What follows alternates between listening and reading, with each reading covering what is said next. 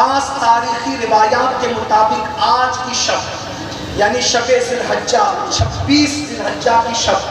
سیدنا فاروق اعظم کی شہادت کی شب ہے۔ فاروق اعظم رضی اللہ تعالیٰ عنہ نے صدیق اکبر کی بیوہ سے نکاح کیا۔ صدیق اکبر کی بیوہ سے نکاح فاروق اعظم نے اس لیے کیا کہ معلوم کروں کہ صدیق کیا ہے، صدیق اکبر کی شان معلوم کروں، کیونکہ ان کی جلوتیں تو میں نے دیکھی ہے، خلوت صدیق میں معلوم کروں کہ صدیق کی خلوت کیسی تھی، اور وہ بیوی کے سوا کوئی نہیں بتا سکتا ہے، اس لیے کہ بیوی وہاں تک ساتھ جاتی ہے جہاں تک کوئی ساتھ نہیں جاتا۔ ماں، بہن، بیٹی، بھائی، دوست، یار کہیں نہ کہیں وہ جا کر ٹھہر جاتے ہیں، لیکن جو کسی کو پتا نہیں ہوتا وہ بیوی کو پتا ہوتا ہے۔ اگر زبان ادب، زبان حیا پر ادب کے پیرے نہ بٹھائے جاتے تو میں یہ ضرور کہہ سکتا تھا علامہ ارشد القادری کے لب و لہجے میں کہ انسان کے جسم پر کتنے دل ہے اس پر بھی بیوی کی نظر پڑتی ہے،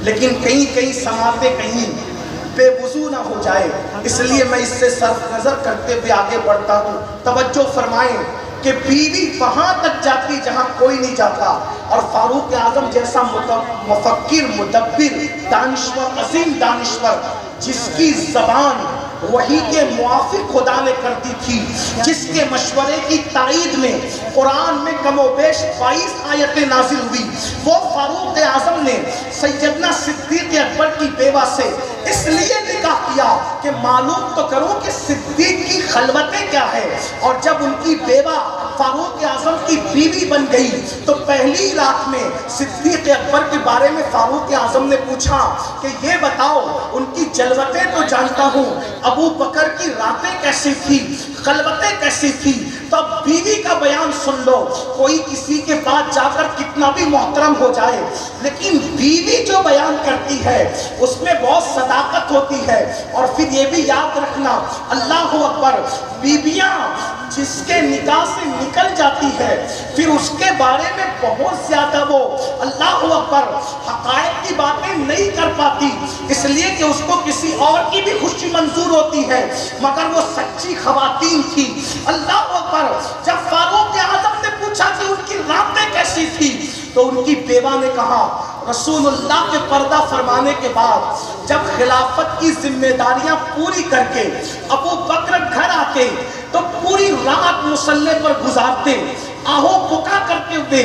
عبادت کرتے ہوئے، اور جب صبح کا سفیدہ نمودار ہونے لگتا تو ابو بکر عشق مصطفیٰ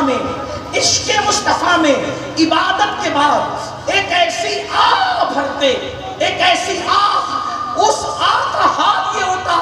کہ ابو بکر کی اس آہ سے ان کے سینے سے جلے ہوئے کباب کی خوشبو نکلتی، جس سے پورا گھر اس خوشبو سے معطر ہو جاتا۔ فاروق اعظم نے رات پہ ہاتھ مار کے کہا عمر، تو رکوع سجود رات بھر کر سکتا ہے، تلاوت و عبادت کر سکتا ہے، مگر وہ عشق کی آگ کہاں سے لائے گا، وہ بوئے کباب کہاں سے لائے گا، وہ جلا ہوا دل کہاں سے لائے گا جو ابو بکر کے پاس تھا۔